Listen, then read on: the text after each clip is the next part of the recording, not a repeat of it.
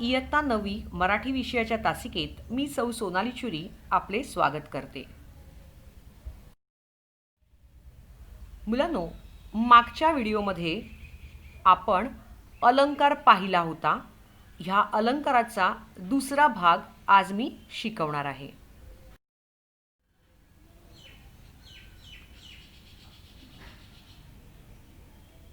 अर्थालंकारातील पहिला भाग उपमा अलंकार आपण मागच्या व्हिडिओमध्ये पाहिला. आज आपण उत्प्रेक्षा अलंकार पाहत आहोत.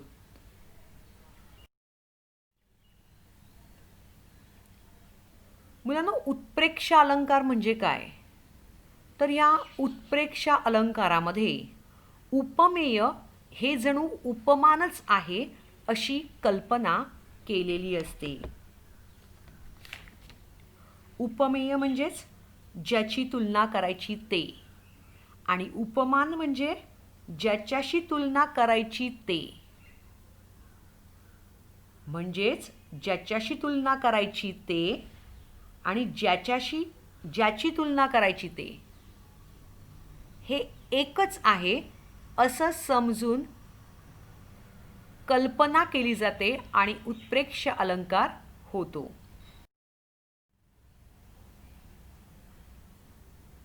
जसं उदाहरण घेऊन आपण पाहूया. अत्रींच्या आश्रमी नेले मज वाटे, माहेरची वाटे खरेखुरे. आता या दोन वाटे हा जो शब्द दोनदा आलेला आहे या ओळींमध्ये, दोन्ही वाटेंचा अर्थ वेगळा वेगळा आहे. आता याचा अर्थ मी सांगते. अत्रींच्या आश्रमी, अत्री हे ऋषी आहेत आणि त्यांच्या आश्रमामध्ये गेल्यानंतर नेले मज वाटे, म्हणजे तिथे गेल्यानंतर मला असं वाटलं, माहेरची वाटे खरेखुरे, मी माझ्या स्वतःच्या आईच्या घरी माहेरी आलेली आहे असे त्या विवाहित स्त्रीला वाटलेले आहे.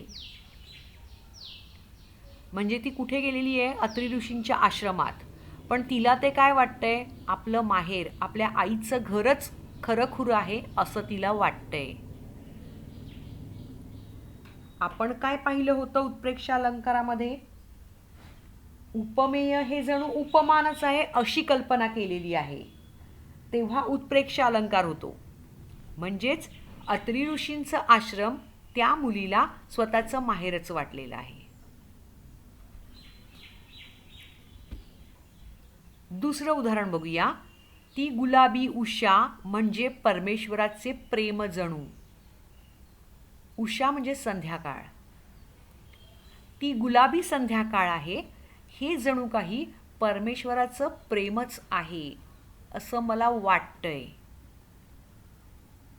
आता यात सुद्धा उपमेय हे जणू उपमानच मानलेलं आहे, कल्पना केलेली आहे, आणि म्हणून हा उत्प्रेक्षा अलंकार घडत आहे. तिसरं उदाहरण पहा. लहानगी वसुधा जणू गोड परीच. छोटीशी वसुधा आहे, ही परीप्रमाणेच भासते आहे, वाटते आहे. या तीनही उदाहरणामध्ये उपमेय म्हणजेच ज्याची तुलना करायचे ते, आणि उपमान म्हणजे ज्याच्याशी तुलना करायचे ते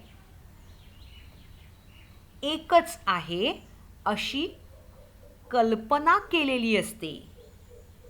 त्यावेळेला उत्प्रेक्षा अलंकार होत असतो. अजून एक उदाहरण मला इथे सांगावंसं वाटतं. कोंबड्याच्या डोक्यावर जेव्हा तुरा असतो, तो तुरा पाहून कवीला वाटतं की हे जास्वंदाचं फूल आहे.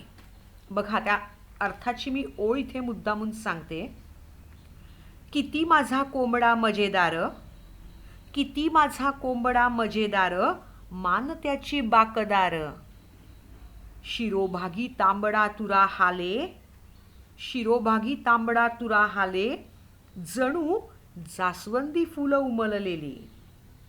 म्हणजे माझा कोंबडा आहे त्याची मान खूप छान सुंदर अशी बाकदार आहे आणि शिरोभागी म्हणजे त्याच्या डोक्याच्या बरोबर मध्यभागी तांबडा तुरा हाले, तांबड्या रंगाचा लाल रंगाचा तुरा हलत आहे. जणू जास्वंदी फुलं उमललेले. जास्वंदाचे म्हणजे हिबिस्कसचं लाल रंगाचं जे फूल असतं लाल चुटूक ते खूप छान उठून दिसतं आणि त्या कोंबड्याचा तुरा जो आहे हा बरोबर मधोमध आहे. हा तुरा हलताना असा दिसतोय की जणू काही जास्वंदाचं फुलच इथे उमललेलं आहे. अर्धपायी पांढरीशी विजार गमे विहंगातील बडा फौजदार. म्हणजे त्याने अर्ध्या पायापर्यंत विजार घातलेली आहे, पॅन्ट घातलेली आहे आणि गमे म्हणजे मला असं वाटतंय की विहंगातील आकाशातील एक मोठा फौजदारच आलेला आहे. बरोबर आहे. म्हणजे तो कोंबडा आहे, त्याच्या डोक्यावरची तुरा आहे आणि त्यांनी जे त्याचे पाय छोटेसे असतात पांढऱ्या रंगाचे, तर तो जसा की आकाशातला बडा फौजदारच आहे असं म्हटलेलं आहे. आता ह्यातनं मला असं सांगायचं आहे, कोंबड्याचा तुरा हे कवीला जणू उमललेलं जास्वंदीचं फूल वाटलंय. त्यानंतर पांढऱ्या अर्ध्या विजारीमुळे तो पक्षातला बडा फौजदार त्याला वाटलेला आहे आणि ही कल्पना म्हणजेच उत्प्रेक्षा अलंकार आहे. उपमेय हे जणू उपमानच आहे असं जिथं वर्णन केलेलं असतं तेव्हा तेव्हा उत्प्रेक्षा अलंकार होत असतो. मला वाटतं तुम्हाला समजतंय.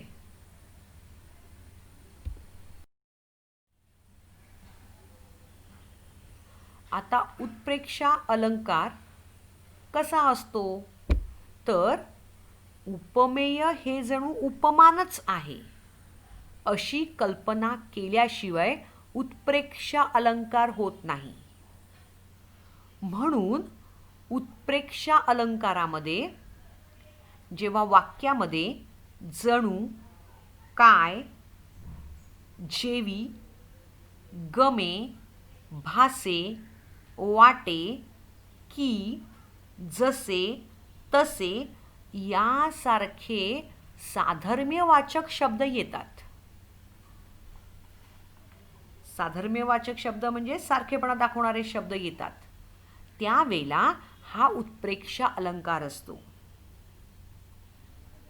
कळलं? कसा उत्प्रेक्षा अलंकार ओळखायचा तर उपमेय हे उपमानच आहे. वाक्य वाचल्यावर आपल्याला कळतं आणि जर नाही कळलं तर खालती अजून एक छोट्याशा टेक्निक्स मी दिलेल्या आहेत. जणू, काय, जेवी, गमे, भासे, वाटे, तर यासारखे शब्द ज्या वेळेला येतात त्यावेळेला तो उत्प्रेक्षा अलंकार असतो.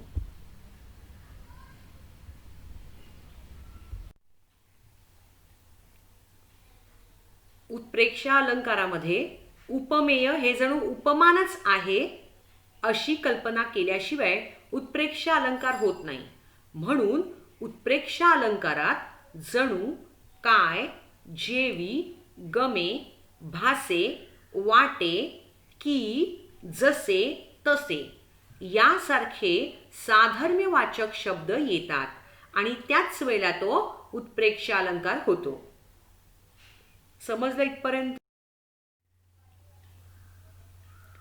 आता ह्या अलंकारावर प्रश्न कसे विचारले जातात तर प्रश्न असा येतो की अलंकार ओळखा. तुम्हाला सुरुवातीला वाक्य दिली जातात किंवा काव्यपंक्ती दिल्या जातात, काहीही दिलं जाईल. लेसनमधलं एखादे सेंटेन्स असेल किंवा कवितेतलं असेल, तुम्ही अभ्यासलेलं असेल किंवा तुम्ही न अभ्यासलेलं पण असेल. तर अशा प्रकारे तुम्हाला वाक्य किंवा कवितेचं एखादं चरण दिलं जातं आणि मग त्याचा अलंकार तुम्हाला ओळखा असा प्रश्न विचारला जातो. त्यानंतर एखादं वाक्य कवितेचं किंवा पाठाचं असेल ते वाक्य देऊन किंवा काव्यचरण देऊन वाक्यातील उपमेय, उपमान, समान धर्म, साधर्म्यवाचक शब्द ओळखा हा सुद्धा प्रश्न विचारला जाईल. आपण सगळ्याच प्रश्नांचा सराव इथे करणार आहोत.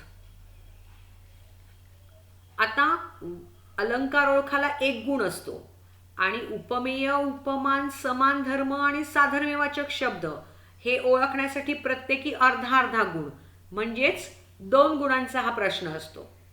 ठीक. आता हे कसं ओळखायचं तर त्यासाठी पुन्हा मी काही टेक्निक्स देते.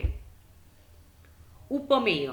उपमेय म्हणजे ज्याची तुलना करायची ते, म्हणजे कोणाशी आपण कंपेअर करतोय, ती व्यक्ती किंवा तो शब्द म्हणजे झाला उपमेय. मग शोधायचे आपल्याला उपमान. उपमान म्हणजे ज्याच्याशी तुलना करायची ते. तिचा चेहरा कमळाप्रमाणे दिसतो, तर तुलना कोणाशी करायची आहे, कमळाशी करायची आहे, म्हणजे ते झालं उपमान. कळलं. त्यानंतर त्या दोहोतला समान धर्म काय आहे, 2 वस्तूतील समान गुणधर्म सांगणारा शब्द. बऱ्याचदा तो वाक्यात असतोही किंवा नसतोही. जसं आपण म्हणू शकतो की आईचं प्रेम सागराप्रमाणे आहे, तर तिथे काही शब्द समान धर्म सांगितलेलाच नाहीये. आईचं प्रेम याला उपमा कसली दिलेली आहे, सागराची. मग सागराचं अथांगपण किंवा मोठेपण ते आईच्या प्रेमाशी तुलना केलेली आहे. कळलं. म्हणजेच काय तर समान धर्म प्रत्येक वाक्यात असतो किंवा नसतो, पण आपल्याला मात्र तो शोधून लिहायचे, त्यासाठी डोकं चालवणं गरजेचं आहे.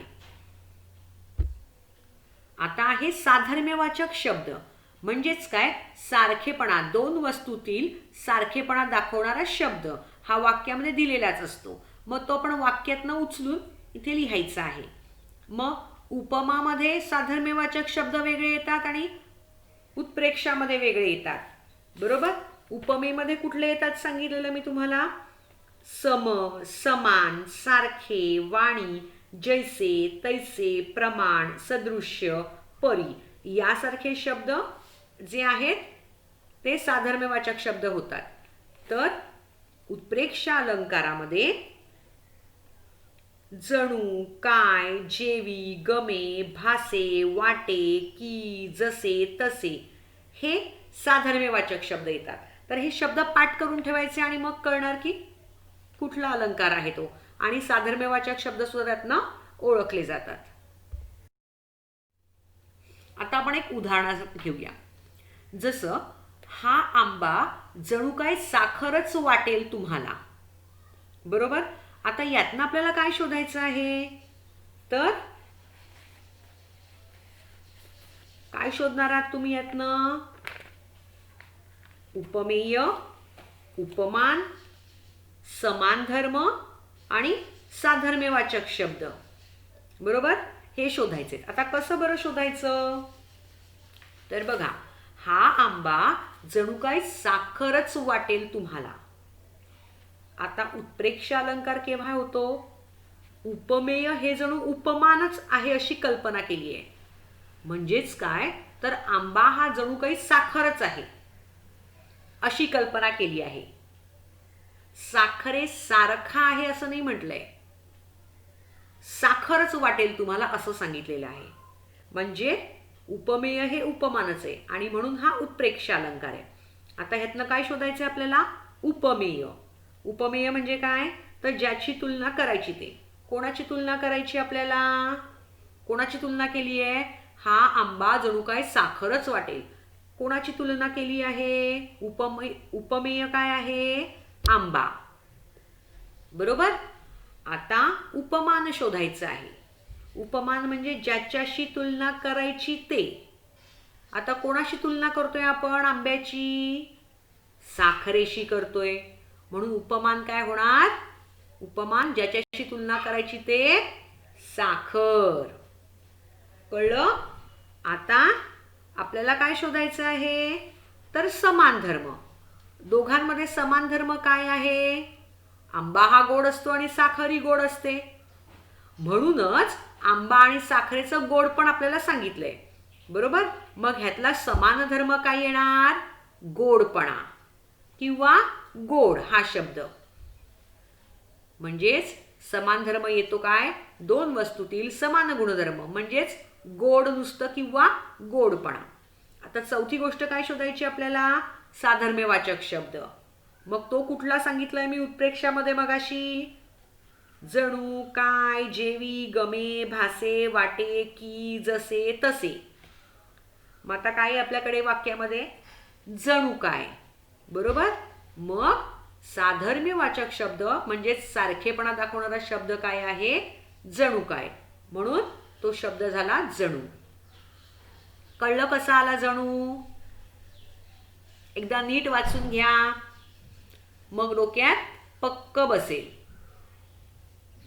उपमेय म्हणजे ज्याची तुलना करायची ते, उपमान म्हणजे ज्याच्याशी तुलना करायची ते, आणि समान धर्म म्हणजे दोघातला समान गुणधर्म, आणि साधर्म्यवाचक शब्द म्हणजे सारखेपणा दाखवणारा शब्द. कळलं? चला, नाव इट्स युअर टाइम. तुमच्यासाठी काही प्रश्न आहेत, ते तुम्हाला तुमच्या नोटबुकमध्ये सोडवायचे आहेत. चला तर मग, नोटबुक आणि पेन घेऊन तयार आहात तुम्ही. प्रश्न असा असेल, खालील वाक्यांतून उपमेय, उपमान, समान धर्म, साधर्म्यवाचक शब्द शोधून लिहा. वाक्य आहे, गरगर फिरे विमान हलवूनी, पंख उडत नभी हे पक्षीच जणू महान. याचा अर्थ आहे, विमान कसं गरगर फिरतंय. कसं गरगर फिरतंय? तर हलवूनी पंख उडत. पंख कोणाचे उडत आहेत? तर पक्ष्याचे.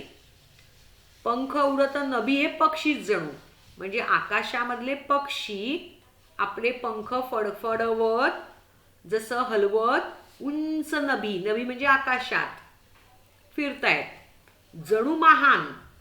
कळलं? असा याचा अर्थ आहे. आता तुम्हाला काय शोधायचंय? ह्यातला उपमेय शोधा बरं. उपमेय काय आहे? मी 1-2 मिनिटं देते. उपमेय लिहा बरं. उपमेय म्हणजे ज्याची तुलना करायची ते. कोणाची तुलना केलेली आहे आपण? ते उपमेय. आता उपमान. उपमान म्हणजे कोणाशी तुलना केली आहे? कोणाशी तुलना करत आहोत आपण? ते नाव तिथे लिहायचं. मग आला समान धर्म. मग दोघातलं समानता दाखवणारा शब्द काय आहे? असला तर लिहा, नाही तर स्वतःच्या मनाचा लिहा. झालं. आता साधर्म्यवाचक शब्द, समानता सांगणारा शब्द काय आहे इथे वाक्यामध्ये? तो लिहायचा आहे. झालं लिहून?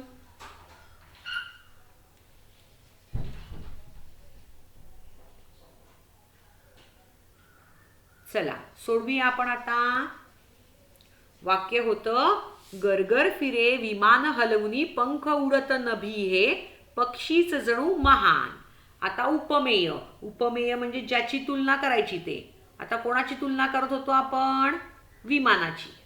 कोणाशी करतोय? ते उपमान.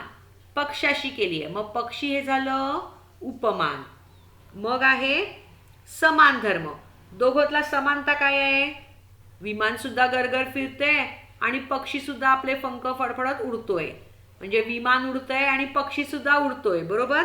मग समान धर्म काय आला? उडणे. उडणे ही क्रिया आहे, म्हणून उडणे हा समान धर्म आला. आता याच्यातल्या साधर्मवाचक शब्द कुठला आहे? गरगर फिरे विमान हलवूनी, पंख उडत नभी हे पक्षीच जणू महान. जणू. जणू हे काय झालं? साधर्म्यवाचक शब्द. बरोबर. समजलं? आता आपण पुढचं उदाहरण बघूया.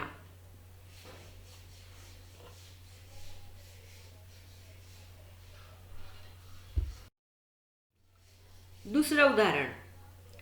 वाक्य आहे, आईचे प्रेम म्हणजे जणू सागरच. आईचे प्रेम म्हणजे जणू सागरच. आता तुम्हाला काय करायचंय? यातनं उपमेय शोधायचंय. उपमेय म्हणजे ज्याची तुलना करायची ते. कोणाची तुलना करतोय? लिहा बरं पटकन. आणि उपमान कोणाशी तुलना करणार आहेत ते उपमान. मग आहे समान धर्म. दोहोतला समानता काय आहे तो लिहायचा आहे. त्यानंतर साधर्म्यवाचक शब्द, समानता सांगणारा शब्द कुठला आहे तो तिथे लिहायचा आहे. कळलं? चला लिहा बरं.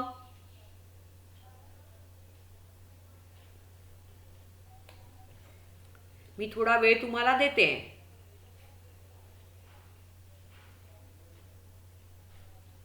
प्रयत्न करा उत्तर लिहिण्याचा स्वतःहून. बघा किती सोपं जातंय की नाही.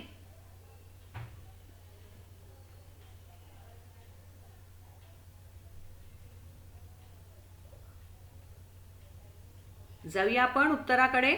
चला, मला वाटतं सगळ्यांचं लिहून झालं असेल. आता आपल्याला लिहायचंय उपमेय. उपमेय म्हणजे ज्याची तुलना करायची ते. कोणाची तुलना करतोय आपण? आईचे प्रेम म्हणजे जणू सागरच. आईचं प्रेम जणू काय सागराप्रमाणे अथांग आहे असा याचा अर्थ आहे. मग उपमेय काय? ज्याची तुलना करायची ते आईचे प्रेम. मग उपमेय येईल आईचे प्रेम. आता लिहायचे आपल्याला उपमान. आईच्या प्रेमाची तुलना कशाशी केली आहे?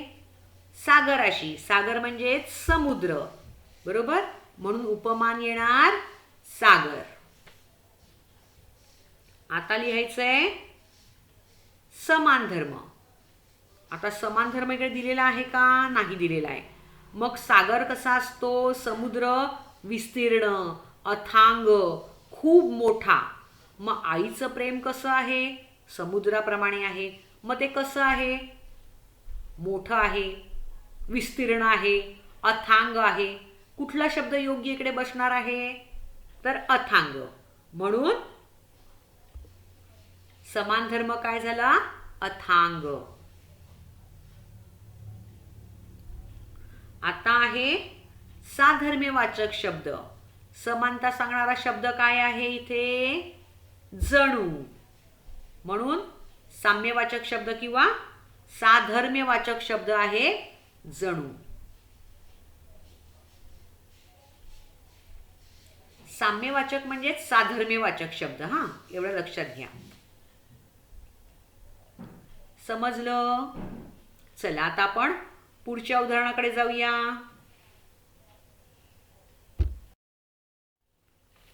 तिसरं उदाहरण आहे ढगा आडुनी एक चांदणी जणू परी अवतरली गगनी.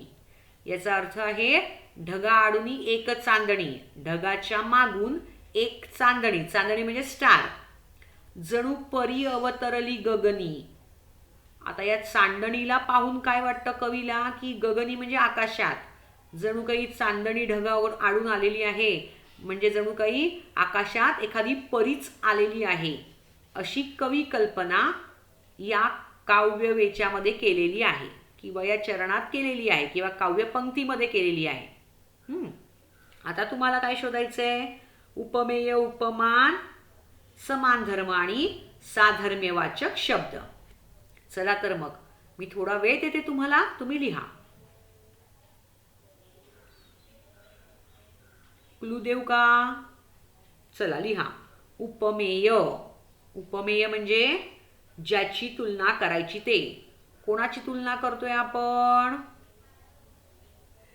तो शब्द म्हणजे उपमेय. उपमान म्हणजे ज्याच्याशी तुलना करतोय तो शब्द.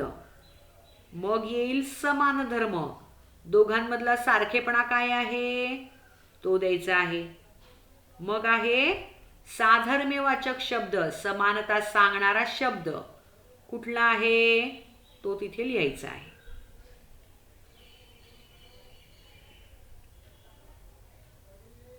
मला वाटतं तुमचं लिहून झालं असेल. चला बघूया. उपमेय ज्याची तुलना करायची ते. कोणाची तुलना करायची आहे? चांदणीची. म्हणून उपमेय झालं चांदणी. कोणाशी आपण करतोय तिची तुलना? ते झालं उपमान. मग उपमान येईल परी. परीशी तुलना करतोय, बरोबर?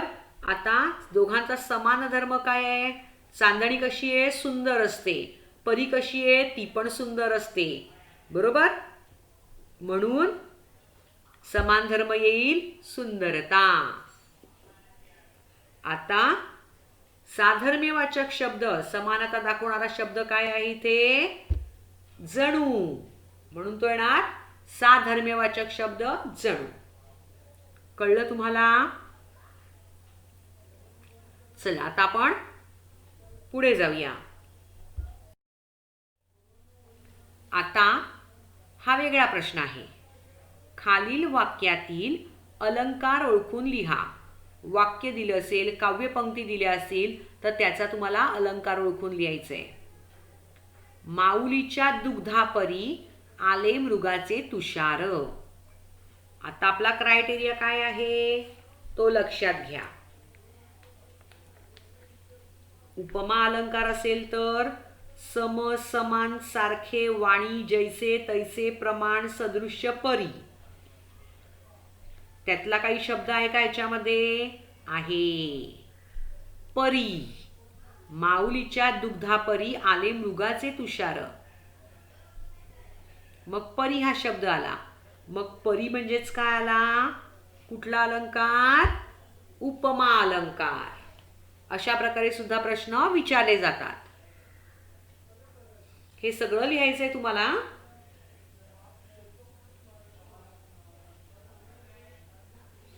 आता दुसरा प्रश्न बघूया. कमलदला समलोचने प्रभू रामाची.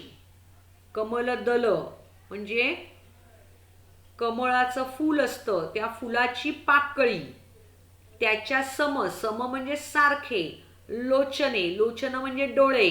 कोणाचे डोळे आहेत? प्रभू रामाचे डोळे कमळाच्या पाकळीप्रमाणे आहेत. मग काय येणार? दला सम, सम म्हणजे सारखे.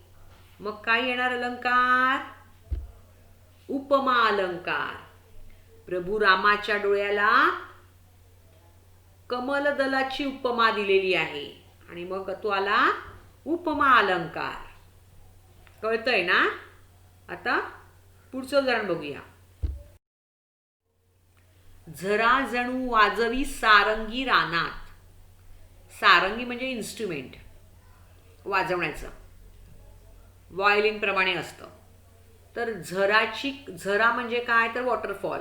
झरा जणू वाजवी सारंगी रानात म्हणजे रानामध्ये वाहत येणारा झरा, त्या झऱ्याचा आवाज सारंगी प्रमाणे आहे. आता इथे आलं आहे जणू, बरोबर. मग आपला क्रायटेरिया काय आहे? उपमेय हे जणू उपमानच आहे अशी कल्पना केलेली आहे. म्हणजे झरा हा सारंगी प्रमाणेच वाजवतोय रानामध्ये. सारंगीचे जसे स्वर येत आहेत तसा झऱ्याचा खळखळाट, झऱ्याचा नाद किंवा आवाज रानामध्ये येतोय सारंगी प्रमाणे. उपमेय हे उपमान आहे अशी कल्पना केली याच्यामध्ये. आणि आपला क्रायटेरिया होता जणू, काय, जेवी, गमे, भासे, वाटे, की, जसे, तसे. मग हा कुठला अलंकार झाला? उत्प्रेक्षा. बरोबर. समजलं ना कसं ते? चला पुढे जाऊया. अजून एक उदाहरण आहे. महाराणा प्रताप वाघासारखे शूर होते. सारखे म्हणजे महाराणा प्रतापाची तुलना ही वाघाशी केलेली आहे. म्हणजे महाराणा प्रतापांचा शूरपणा कोणासारखा आहे? वाघासारखा आहे. मग महाराणा प्रतापांना वाघाच्या शूरपणाची उपमा दिली आहे आणि सारखे शब्द आलेला आहे. म्हणून हा कुठला अलंकार आहे? उपमा अलंकार. समजलं?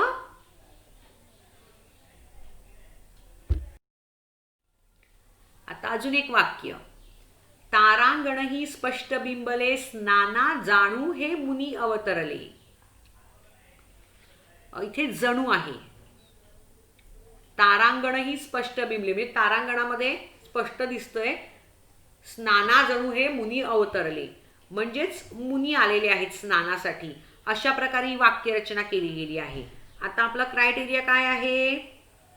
शब्द शोधायचा. इथे जणू शब्द आहे. स्नाना जाणू, जाणू नाहीये ते जणू आहे. बरोबर. जणू म्हणजे काय? जणू, काय, जेवी, गमे, भासे, वाटे, की, जसे तसे हे शब्द आले तर कुठला अलंकार होतो? उत्प्रेक्षा अलंकार. समजलं? चला पुढच्या एक्सरसाइजकडे जाऊया आपण. खालील वाक्याच्या आधारे तक्ता पूर्ण करा. असा सुद्धा प्रश्न विचारला जातो. आता पहिलं वाक्य आहे, तुझा चेहरा पाहता मज गमे चंद्रमा उगवला. म्हणजे तुझा चेहरा पाहून मला असं वाटतं की आकाशामध्ये चंद्र उगवलेला आहे. बरोबर. ही उपमा दिलेली आहे चेहऱ्याला चंद्राची. आता बघा बरं काय येईल? उपमेय. उपमेय म्हणजे ज्याची तुलना करायची ती. कोणाची तुलना केली आहे? चेहऱ्याची. म्हणून उपमेय झालं चेहरा. आता उपमान शोधायचंय. उपमान काय आहे? ज्याच्याशी तुलना करायची. कोणाशी तुलना करतोय आपण? चेहऱ्याशी. चेहऱ्याची चंद्रमाशी. मग उपमान येणार चंद्रमा किंवा चंद्र. आता या दोहोतला समान धर्म काय आहे? तर चंद्र जितका सुंदर आहे तसा चेहराही सुंदर आहे. बरोबर आहे. मग समान धर्म येणार सुंदरता किंवा तेजस्विता. चंद्र तेजस्वी असतो तसा चेहरा सुद्धा तेजस्वी आहे. बरोबर. म्हणजे समान धर्म येणार सुंदरता किंवा तेजस्विता. आता साधर्म्यवाचक शब्द म्हणजे सारखेपणा दाखवणारा शब्द काय आहे? गमे. बरोबर. मग गमे हे काय झालं? साधर्म्यवाचक शब्द.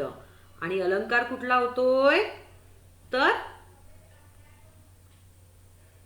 उत्प्रेक्षा अलंकार. कारण गमे आलेला आहे. बरोबर. आता आहे दुसरं वाक्य, तुझे बोलणे खळखळ वाहणाऱ्या झऱ्यासारखे. म्हणजे जसा झरा खळखळ वाहतोय तसं तुझं बोलणं कसं आहे? खळखळ करणारं आहे. आता बघा बोलण्याला कसली उपमा दिली आहे? खळखळ वाहणाऱ्या झऱ्याची. बरोबर. मग ही उपमा दिलेली आहे म्हणून कुठला अलंकार होतो? उपमा अलंकार. आता शोधायचं काय आहे? उपमेय. उपमेय म्हणजे ज्याची तुलना करायची ते. कोणाची तुलना करतोय आपण? तुझं बोलणं. म्हणजेच उपमेय काय? बोलणं. बरोबर. किंवा बोलणे. आता उपमान म्हणजे तुलना कोणाशी करायची आहे? तर खळखळ वाहणाऱ्या झऱ्यासारखी. मग उपमान काय झालं? झरा. आता यातलं समान धर्म काय आहे? जसा झरा खळखळ वाहतो तसं तुझं बोलणं कसं आहे? ओघवतं आहे, खळखळणारं आहे. हां. मग आपण समान धर्म काय लिहू शकतो? ओघवतं किंवा खळखळणार. बरोबर. आता दोघांमध्ये साधर्म्यवाचक शब्द काय? समानता काय आहे? तर सारखे. सारखे हा शब्द समानता दाखवतो म्हणून साधर्म्यवाचक शब्द आहे सारखे. आणि अलंकार काय आहे? उपमा. मला वाटतं तुम्हाला हे छान समजलं असणार. धन्यवाद.